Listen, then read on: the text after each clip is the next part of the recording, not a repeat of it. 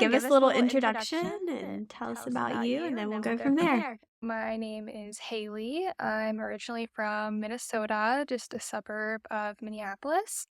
I went to UCLA in Los Angeles for undergrad. I graduated in 2019 and I got a Bachelor of Science in Psychobiology. That was around the time that I realized I wanted to pursue the PA profession, and I moved to Chicago and I just ended up working on my application at that time. A couple other things about me: I'm adventurous, I like outdoorsy stuff, so like camping, canoeing. I grew up doing a lot of that, being from Minnesota, a lot of lakes and rivers. I also love yoga. I joined a soccer club when I moved to Chicago. And yeah, that's pretty much it. I think I could tell those adventurous vibes just from when you're like, I'm from Minnesota and I went to LA and then I went to Chicago. It's a lot.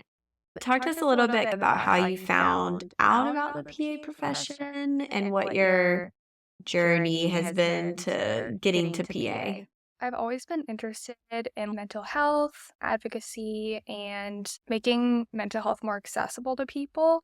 So when I was applying to college, I thought I wanted to be a psychiatrist. So I went on the medical school path, not really being aware of any other path there could be. And then I was getting to the point towards graduation, and I wasn't really sure if medical school was going to be the right thing for me. I volunteered at the hospital. I did a few things here and there, but I didn't really have that close hands-on experience, like caring for patients.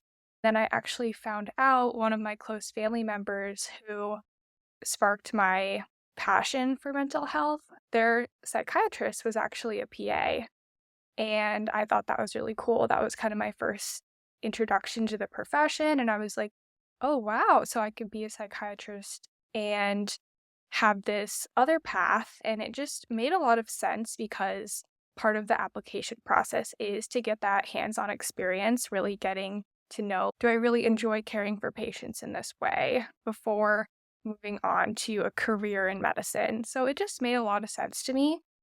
I'm still really interested in mental health, but now being exposed to a lot of different things in PA school, gonna go into clinicals with an open mind and kind of see where everything takes me. Yeah, that's a good perspective, good way to look at it. And one thing I've just found from rotations and working in medicine is I think in any specialty, in any area, there is a mental health aspect. So even me being in dermatology, there are certain things that we have to talk about with patients or skin things that are very much connected to mental health. And that's Absolutely. with everything in medicine. There's just so much crossover. My primary patient care experience was in dermatology. It was really, really interesting to see how there are a lot of overlapping things with mental health and even other specialties like rheumatology. Yeah, so you've seen it firsthand, and it is very interesting how those things go together. Mhm. So that was my next question is you decided PA. At what point in your education did you make that decision? I was going into my senior year of college, and at that point, there wasn't a lot I could do other than just get my degree. There were classes I realized I needed to take still that I could not take at my college. So I did that after I graduated and researched all of the various requirements that each school uh, wants. And yeah, kind of went from there. Okay, so made the decision, have to take some classes. Were you already getting experience? I wasn't. When I moved to Chicago, I was only here a few months before the pandemic hit. While I was taking my additional classes, I was babysitting at the time on the side. I guess I could have probably done a healthcare position, but right when I moved to Chicago, I just wanted to dive into having something more flexible. So I didn't get a job in healthcare until about 2.5 years before I applied. So you took some time off in between Yeah. undergrad, deciding PA, and then actually applying. Yeah, I took 4 years off.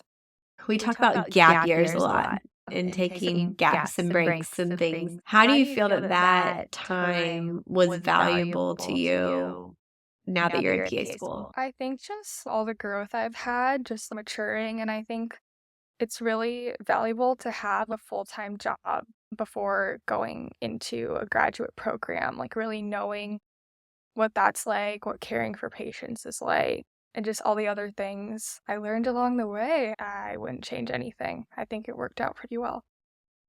So when you went to apply, did you feel confident in your application? I felt pretty good. I had some points where I could have spent a little more time on, but I felt like overall it was pretty good. So I just took a chance and applied. How many schools did you apply to? What were you looking for in programs? I ended up applying to 13, and location was a big part of it for me. Staying in Chicago would have been a really nice thing, and I did get to stay in Chicago, but I applied all over the country as well. One thing that was a little tricky with my application process and my prereqs was just that my undergrad had the quarter system for all of their classes, and their quarter credits were actually a lot lower than most schools. Even though I took a year of chemistry, it doesn't look like it because of the number of credits, etc. So I ended up having to email individual schools I was interested in and just telling them, this is the situation. Would you accept my classes in this way they are? And then that really limited my schools I could apply to. I pretty much applied to all the schools that would take my credits, actually. Did you find that schools were open to like, oh yeah, that works for us? Or they would say you need to go back and take more classes? Some schools, like I'm also from Minnesota, so I wanted to apply to schools there, but none of the schools in that state would take my classes, for example. And then some schools just didn't respond, so I couldn't really get any information. That's so annoying. A medical assistant in my office is going through that right now. One of the programs she was looking at requires a biochemistry series. Her classes were on the quarter system. So she took 2 quarters of biochemistry, which should be equivalent to a semester. Yes. But on the website, there's this little caveat that's like, if a school has a full series, you have to take the whole series for it to count. And so there was a 3rd quarter option for that. And because she didn't take it, they're like, oh, you need to retake biochem. That's such a bummer. It's just crazy. Yeah. The whole thing is so crazy and not fair. So out of your 13 programs, what were the outcomes? How many interviews? I was actually really lucky. I got quite a few interviews. I think I got interviews from about half of the schools I applied to, and I got accepted to 2 schools. Very fortunate for that as well. Nice. Were they both in Chicago? They were not. So the first school I got into was far away. It was in New York. I'd only been to New York once. I applied there because they took my classes and they were a good program, and I liked what I saw from my research, but they were gonna put me in a rural area where I didn't know anyone. I was confident I would make friends, but I'm sure there'd be people with families and established social circles. So I was just a little bit nervous, but I was very convinced I was going there for a month because that was the school I got into. I was waitlisted at the other schools, and then a month later, I got off the waitlist at a school in Chicago. So then I had to think about it. It wasn't like, oh, yay, I got in Chicago. It's that easy. I'm going there. I really thought about it because I just wanted to make the right choice, I guess. My mind was set on moving, so I was prepared to do that. But ultimately, yeah, I stayed in Chicago. It becomes a little difficult when you have a choice and start really looking at everything and pros, cons, and at the end of the day, you'll be a PA. Yeah, I just overthought it. Yeah, well, that's very a question I lucky to get a have lot. choice, and I was just like, wow, I wasn't expecting to have a choice because it's so challenging Yeah. get an acceptance. I always err on where are you gonna feel most supported? Where are you gonna feel happy? Some of the stuff that you touched on, like have some type of support system. And you will make friends and meet your classmates and all of that, Yeah, but it is for nice sure. to have a little support. Yeah. Thinking back on your application process, what was the most difficult part? The supplementals were really difficult because I'm the kind of person who try to prepare as much as possible, but you couldn't prepare for that because you didn't get to see it until the application opened. And I just spent a lot of time and energy trying to get those together and also submit my application in a timely manner. So that was really hard. I also think the interviews are hard because they're pretty much all virtual, and it was a strange experience to do that virtually. Yeah, a little different when you don't get to see the school and Yeah, meet all the people in person. especially because my first one was in person, and then the one after that was virtual. And I mean, it's easier because I don't have to travel. I appreciate it, but it's a little Yeah. strange. Once you got accepted, how long did you have between getting accepted and having to start school? I had a good amount of time. I had a couple months. So I got accepted in December, and then my program started in May. Yeah. Did you continue working? That's what everyone wants to know. Like, what can I do to prepare? Yeah, well, I had to pay rent, so I Right. continued working for quite a while. I took about 3 weeks off before PA school. I saw my sister get married, take some time off to spend time with family after her wedding, and then I also traveled to Mexico with my boyfriend right before orientation. Snuck a little trip in. Yeah. Yeah, that's harder to do once you're in school. So now in PA school, how many people are in your class? We have 30 people. Okay, so a little bit smaller. Yeah. Do you like that size? I think it's a good size. Yeah, it's just, big enough where you get to meet lots of different people, but also we all fit in one classroom, so it's good. Yeah. Is any aspect of your program virtual? I know some schools are still doing kind of a hybrid virtual stuff. My school is hybrid, Oh, so okay. it's 3 days on campus and 2 days virtual, which I really enjoy. So, for example, it's very cold here right now, and not having to commute in that cold is very nice. Oh, that's great. Did you know that going in? Have they always been like that, or this is kind of I didn't know that going post-COVID? in. I couldn't gather that information from their website, so I didn't know that, but I found out during orientation, and it works out pretty well. You're in didactic, in the thick of it. Some of the questions that I get about didactic a lot are, can I work during PA school? What are your thoughts on that? Absolutely not. Same. No. It just doesn't work. Even like your Etsy hobby, like one of my faculty has like an Etsy hobby and she had to put it aside. It's too much. It's too Faculty are much, yeah. busy, we're busy. I don't know why, but my program just keeps getting busier every semester. I feel like it's like that through didactic. And then once you get on clinicals, it's a little different because you'll have some that are super busy and then some that are a little bit more laid back. Yeah, that's what I've heard. Yeah, it's not too bad. What has been the most difficult part of PA school for you? Anatomy was really difficult. We took that our first semester, and I had never had any experience in a donor lab. So identifying the structures and spending all the time trying to figure it out. Oh my gosh, it took a lot of effort. I really learned a lot, but that was really hard. And they like throw you in Yes. right at the beginning. What are y'all learning right now? Or like, can you walk us through like what a week looks like as a PA student? Yeah. One class that's common to most programs is clinical medicine, which is like your bread and butter, like where you learn a little bit about each specialty area that matches to like the PANCE, like cardiology, pulmonology, gastroenterology, etc. So most of my classes are clinical medicine because there's so much content to cover.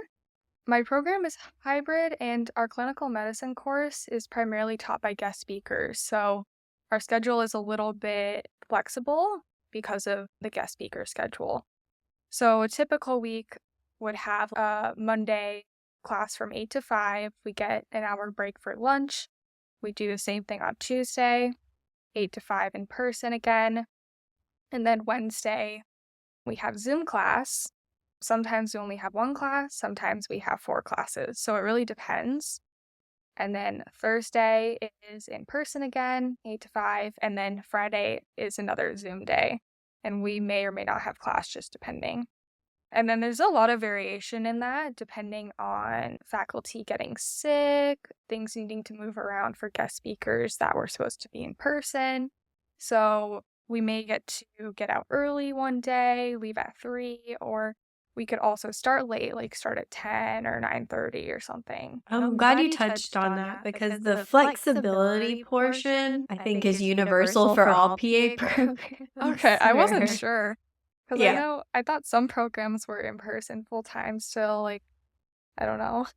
Well, I think so. Even they are. I mean, mine was in person full time, and we would usually have like half a day off a week where your small group wasn't meeting or whatever. But Yeah. because of lecture schedules and lectures and stuff, I mean, it was very common for things to get moved around, switched around, and you kind of just had to be ready for that and Exactly. go with the flow, which Another I think thing is that would make it difficult for a lot difficult of to us. have a job is like your schedule changes.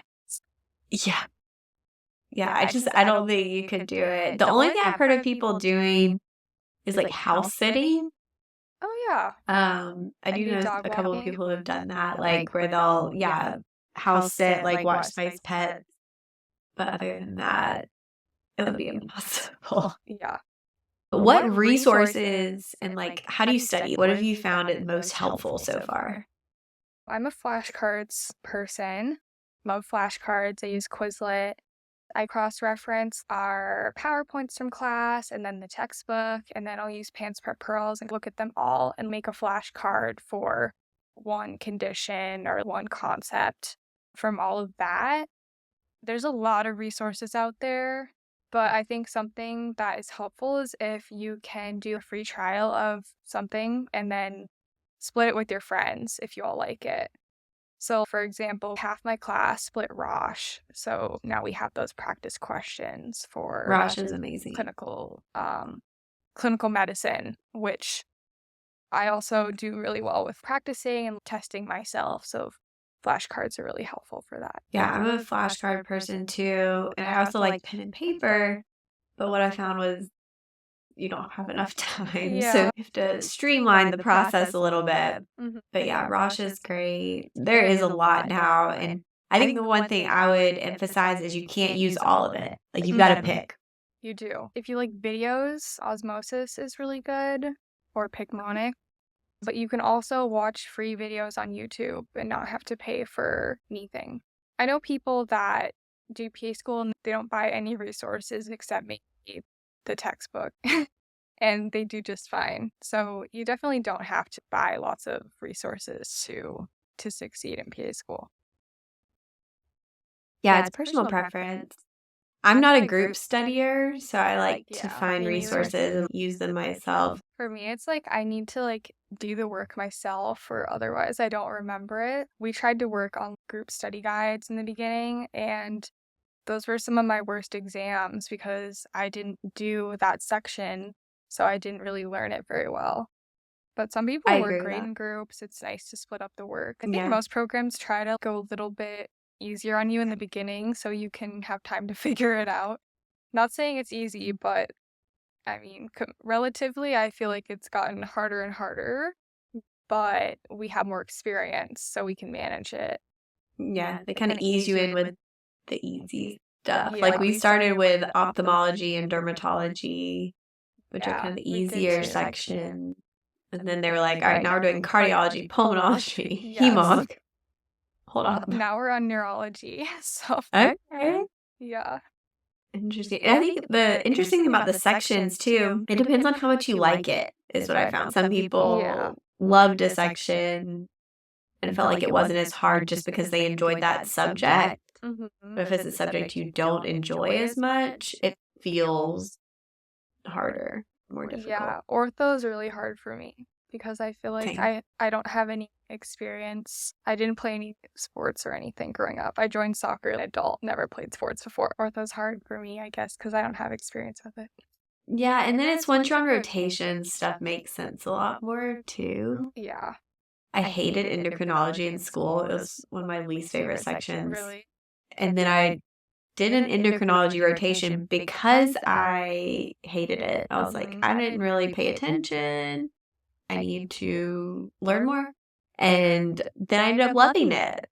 Oh, And great. I've said now if I didn't do derm, I'd do endocrine. So, like you said, going into rotations with an open mind, seeing how that goes. Will you be able to do rotations in Chicago? Yes, Yeah. about half the rotations are at my school. It's like a big hospital, so a lot of the rotation will be nice. there. And then they also have locations in the suburbs of Chicago too, which are also affiliated with the hospital just further away. So a lot of Okay. them are with the school. Is there anything unique about your program or cool that you didn't know about? It's hard to know what's unique because I don't know about the other programs. True. I just feel like when you look at program websites, everything kind of looks the same. Similar, yeah. So it's hard to know, like, oh, they offer a cadaver lab or what each program has. Like, we did a free clinic and they had rotation options in Peru, which were some interesting things. Yeah, we have like medicine abroad trip Yeah. in Dominican Republic, which I think is really cool. I think that's where it is. It's like 2 weeks. You do it like during clinical year, during one of the breaks. And it's a pretty traditional program. It's Yeah. lecture based. It is hybrid, which may be unique versus some programs. And I think because it is associated with a big hospital and teaching hospital academic institution, you get a lot of opportunities to learn from some really great people and specialists who are just very knowledgeable. I guess there are a lot of programs associated with big hospitals. Yeah. But my school is just medicine. They don't have any other colleges besides medical programs. So that is a huge benefit when it comes to resources and facilities, typically. What are your goals post PA school, which we know that could change once you get a rotation? Still interested in psychiatry. I really liked our GI unit for some reason. So I'd like to do rotation in GI and see how that goes. Ideally, I just want to pass the pants, get licensed, get a job. That's the goal. Yes. And when you're in the thick of it like you are right now, it's really a little bit hard to see past. Yeah. But it goes fast and there is a finish line. Oh, I also forgot to mention my program is 2.5 years.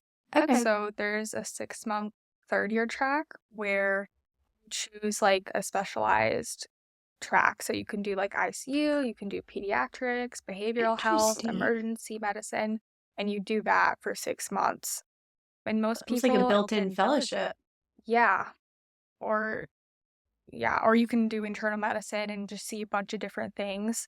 They also do board review with you through that whole time. So most people in my school don't really have to study very much for the PANCE because the faculty have been working with you on it for so long, which is really nice. I know some people take a month off or so to study, but most people in my program just take it after the holidays. So is that optional or that's everybody does that? Everyone does board review. It's required. Does everybody do the 6-month program or yes, it's required. Oh, so you like do your rotations and then you pick the focus for those 6 months. Yeah. So it's a 2.5-year program. That's really cool. Are you in the same location for those 6 months or is it still just like rotation? It's still rotations because the school still has to have like relationships with receptors, but it's just like rotations, but they're 5 weeks instead of 4 weeks. Okay. When do you have to decide what you want to do? They tell us not to worry about it yet, so I don't know. Oh, good. Well, I was just like, that'd be hard if you had to decide from the beginning, but if you can wait, that's nice. Yeah, and we get our clinical rotation schedule, like the whole thing, in March. I'm so excited. So you'll know what's coming. Yeah. That's awesome. Well, thank you for taking the time to share your experience. I really appreciate it. Thank you for having me.